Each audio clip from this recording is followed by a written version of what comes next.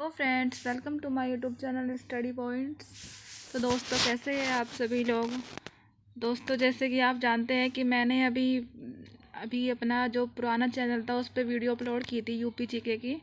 But वो जो channel है मेरा, वो 2 साल पुराना है, तो मैं उस पर और कंटेंट नहीं डाल रही।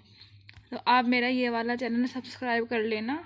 और इस पे मैं आपको इतिहास, ज्योग्राफ़ी, पॉलिटी, इकोनॉमिक्स, साइंस और इंग्लिश ग्रामर जो जो मेरे पर्सनल नोट्स रहेंगे उनको सिखाऊंगी। तो ये जो कंटेंट है ये RWA, एग्ज़ामपुर, Study 91, स्टडी वाइन्स, जो जहाँ से भी मुझे कंटेंट अच्छा लगेगा मैं वहाँ से आपको लाकर पढ़ाऊँगी। जैसे कि किसी बच्चे का लॉन्ग क्लास है, उसमें पढ़ने का मन नहीं है, वो मेरी क्लास ले सकता है और मैं बहुत अच्छे से पढ़ाऊँगी। जितना मुझे आता है उससे बेस्ट से दूँगी। तो आइए स्टार्ट करते हैं। दोस्तों, आज हम स्टार्ट करते हैं इतिहास। जैसे आपको पहले जीएस जब भी आप स्टार्ट करने का सोचते हो तो आप सोचते हो कि आप स्टार्टिंग कहाँ से करें। तो आप स्टार्टिंग जो कीजिए वो कीजिए इतिहास से, क्योंकि इतिहास पढ़ते पढ़ते आपको इंटरेस्टेड हो जाता है सब्जेक्ट के बारे में। तो उसके बाद आप अदर सब्जेक्ट भी कर सकते हैं, जियोग्राफी, पॉलिटी, इकोनॉमिक्स, साइंस। उसके बाद करना, पहले फर्स्ट आप इतिहास करिए। तो हम स्टार्ट करते हैं। इतिहास क्या है और इतिहास के जनक, इतिहास कहाँ से आया, क्यों पढ़ते हैं, ये सब क्वेश्चन पहले आप सोचते होंगे कि इतिहास क्या है, कहाँ से आया, क्यों पढ़ना है इसके बारे में। तो आइए बताते हैं। अगर आपको कल के बारे में कुछ जानना है तो आप कुछ फ़ोन से बात करके या कुछ भी न्यूज़ वगैरह देख के आप जान सकते हैं। अगर आपको कुछ दिन के लिए पहले जानना है, 1 महीने का पहले, तो आप न्यूज़ पढ़ सकते हो। आप कुछ न्यूज़पेपर पढ़ सकते हो या किसी से पूछ सकते हो। अगर आपको कुछ साल पहले भी जानना है तो तब भी आप जान सकते हो। लेकिन अगर आपको लाखों वर्ष पहले जानना है तो आपको इसीलिए इतिहास पढ़ना पड़ेगा कि हमारे आज से 10 साल पहले क्या हुआ था, कैसे कैसे हम डेवलप हुए, खाना पीना, रहन सहन, सब कुछ कैसे विकास हुआ, कैसे हम वानर थे उससे हम मनुष्य की उसमें कैसे आए। दोस्तों, चलो आज स्टार्ट करते, सॉरी।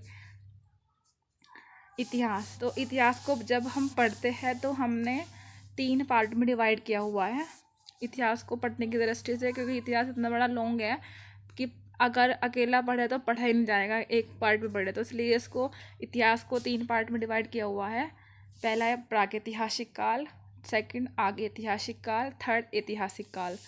अब प्रागैतिहासिक काल में बता दूँ आपको, जहाँ जिसमें कोई प्रमाण मिले भी नहीं हैं और पढ़े भी नहीं गए हैं।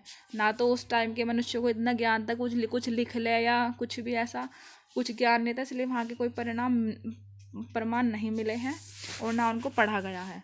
और प्रागैतिहासिक काल मतलब ऐतिहासिक काल से पहले का ऐतिहासिक काल। और सेकंड है हमारा आगे ऐतिहासिक काल। आगे ऐतिहासिक काल में मनुष्य ने कुछ लिखा तो है, वो लिखना तो सीख गया था, लेकिन जो उसने लिखा है आज तक उसे कोई नहीं पढ़ पाया है, ऐसा कुछ उसने लिखा है।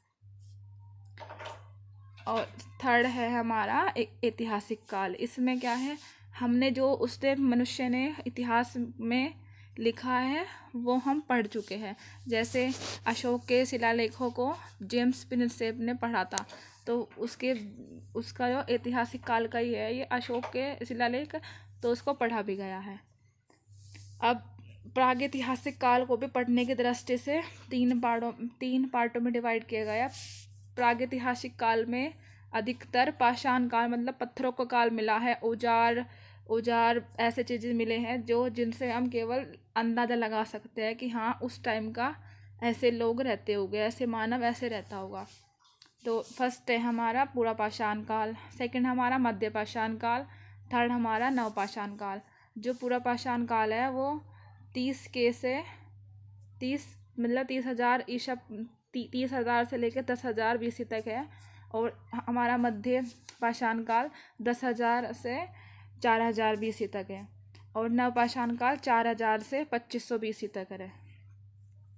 और इसके बाद आता है आगे ऐतिहासिक काल। ये तो आगे ऐतिहासिक काल को हम कैसे पढ़ते हैं आगे ऐतिहासिक काल को, हम केवल दो उसमें बांट आते हैं, सिंधु घाटी सभ्यता और वैदिक सभ्यता।